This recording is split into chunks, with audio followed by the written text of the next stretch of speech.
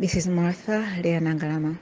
I'm talking to you from Canada, and you all know by now that I'm from Uganda. This is my New Year's message for Uganda. I'm recording it on the 30th of December. First of all, I would like to thank everybody who follows me, who reads what I write and what I share and what I post, who encourages me and who reminds me that I'm appreciated. Then I forgive the ones who abuse me, and you all know who you are. So usually I also retaliate, but it's because usually you deserve it. What we're facing as a nation for the next year, 2018, perhaps the biggest problem is opposition. We have no opposition. We're so disunited, like we're not united. We spend so much time attacking each other, looking for moves, abusing each other, and we lose focus of the fact that we have a common enemy, and the common enemy is so clear.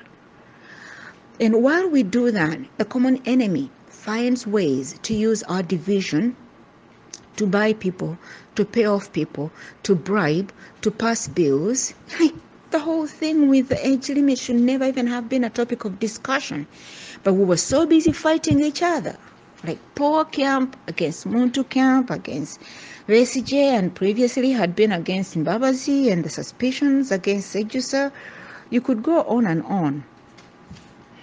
The next issue we face is we all know by now that social media is very powerful. And this social media has actually helped us as Ugandans to make changes and force a lot of good changes. The only thing is we're not using it to the effect that other people would use it, like in China or India or some of those other countries. So we need to go back and review how we can use social media to our benefit, to benefit all of us, one by one, family by family, community, our country, instead of using it to just attack total strangers and post nudes of people and gossip and all that. That's wrong. We are connected now, and we have a chance to use technology to improve our lives. You know that Mutabazi, or one of them idiots, say that Uganda has hired a company that's going to come in and introduce their own social media, Facebook and Twitter. What this means is they're going to squeeze the space of interconnectivity to the world, to each other, so that you end up living under the regime where you are, where everything is controlled and you can only hear them. So we have to come up with a strategy with that. The other problem we face is poor reading habits. You can write solutions, you can write anything, but people don't read. My father told me once, there's no single problem in the world that has never been written about. And if it has not been written about, then write about it, you yourself. So some of us try, if you ask us a question, we write. Because, I have not read this anywhere, it might not exist. Let me write about it. Why poor reading habits affect you is, for example, one time I was talking to this young lady who was stuck in Oman, and she was trying to go back home. She told me that the family that had employed her was not allowing her to go back home. So I asked her if she had read her employment contract. She said no, she had not. I said, well, if you have a copy and you scan it and send it to me, I'll read it. Then I'll tell you what your contract says. She said, when I got it and I got the ticket, I just left it at home. I don't even know where it is.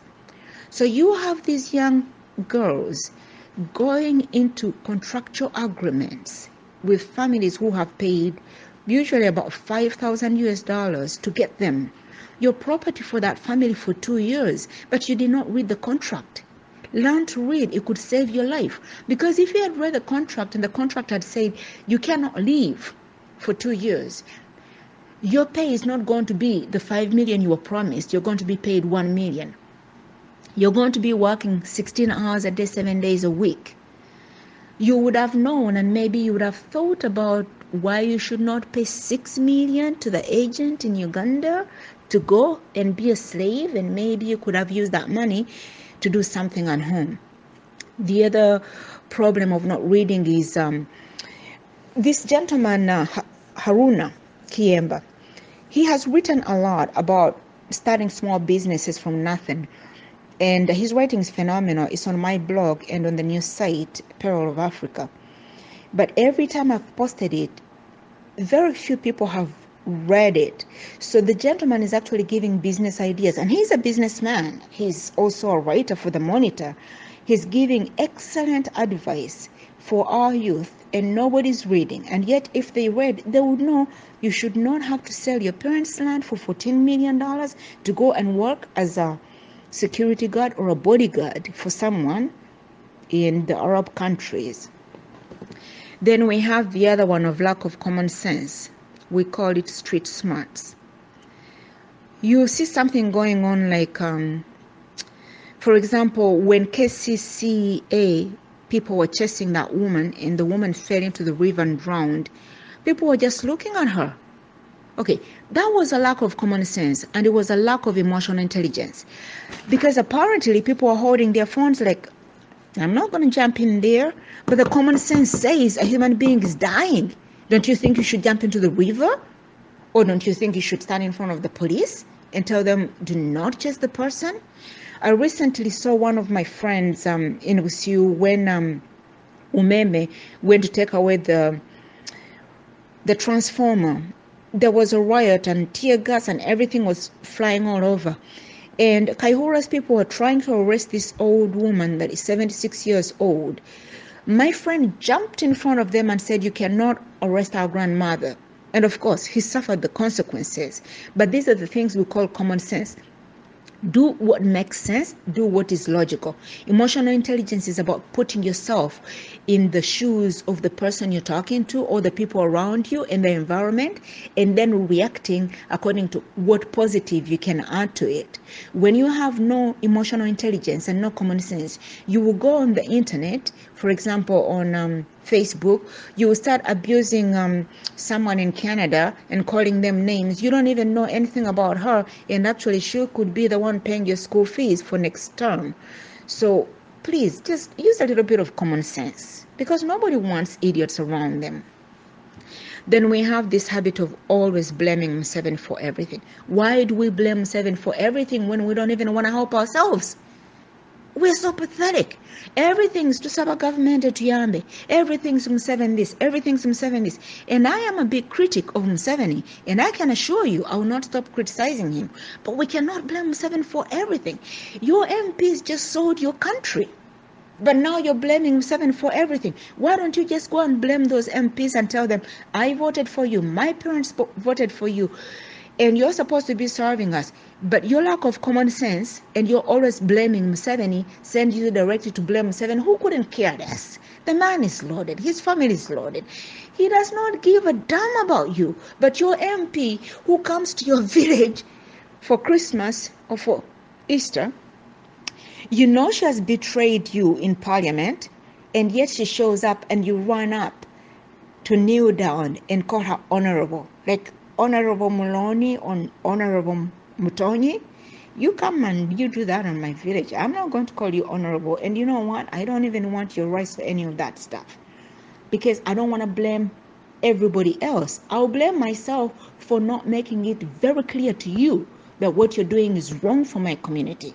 So just think about it. We need to go back to basics and think about, why is it that Uganda is such a mess? Uganda is such a mess because we forgive too much, we forgive easily, we forget too easily, we are too polite, we do not face situations and problems front on, and we just sit there and wait for Jesus to come and deliver us. But even God said, I only help those who help themselves.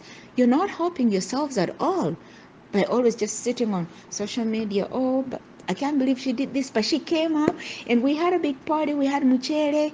They call it, how do you call it? Pilau. So NRM chief whip goes to Bududa. Bududa hospital has no electricity, has no water, has no medicine. But they all rush up and they line up to praise her and sing Museveni Paka last. Then the following week they're like, but Budura Hospital has no medicine, it has no hospital, it has nothing.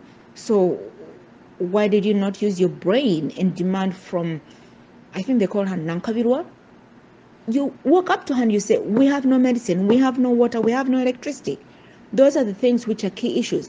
You're eating for today, or you're accepting 5,000 shillings today, but you know what you're going to eat next week? Or if your children are sick, where are you going to take them when there's no medicine? Or if your children have no school fees, where are you going to take them? But you're accepting $5,000 and 5,000 shillings and forgiving all the ills because you're short-sighted. You're looking for immediate gratification. You must stop looking for immediate gratification, because immediate gratification is the reason why we go to school. If I wanted, I could have been married at age 14 or 16 and skipped out of school. But because I wanted better, I went to school all the way to university so I could get a job, so I would not be forced into a marriage when I was younger. You people are taking 5,000 shillings and you're accepting it for today without thinking about the future of next year for your children, for yourself and your grandchildren. Use your brains a bit, because this is getting ridiculous. At this point, if we keep it up, Museveni might as well just rule Paka last. Actually, I think he has set that one up pretty good. Anyway, Happy New Year. I hope the new year will bring something different for all of us, and we learn from each other and we do better for our country, for God and my country. This is Martha. Bye.